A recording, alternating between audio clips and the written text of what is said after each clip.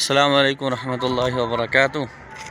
جی الحمدللہ، ہم اس وقت موجود ہیں بالکل دریائے چترال کے بالکل اوپر۔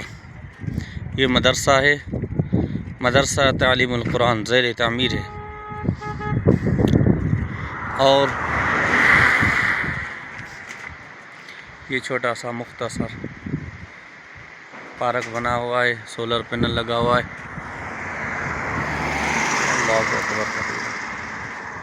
یہ نگر نشت کہلاتا ہے۔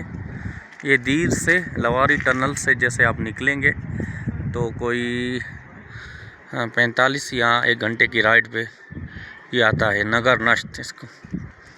مدرسہ تعلیم القرآن مولانا امام الدین صاحب جو ہیں محتمم ہیں، یہاں کے ذمہ دار ساتھیوں میں سے ہیں۔ مختصر ہے، اور ایسے پہاڑیوں میں جہاں انسان کا رہنا بہت مشکل، تو ایسی جگہ میں ماشاءاللہ چترال کے قریب ایک مدرسہ بنانا چلانا بہت ہمت کا کام ہے۔ تو ہمیں ایسے ساتھیوں کی حوصلہ افزائی کرنی چاہیے، اور میں خصوصاً مقامی ساتھیوں سے گزارش کروں گا کہ ان مدارس کی اپنے جو ہے نا زکوٰۃ صدقات میں سے ایسے مدارس کی،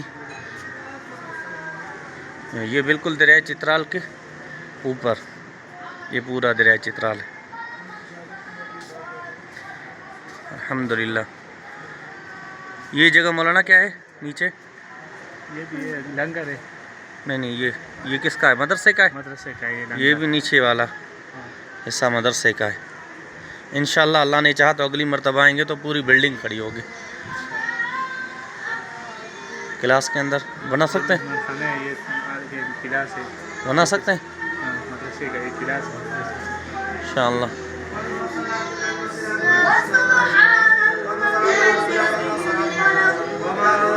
یہ بچے پڑھ رہے ہیں۔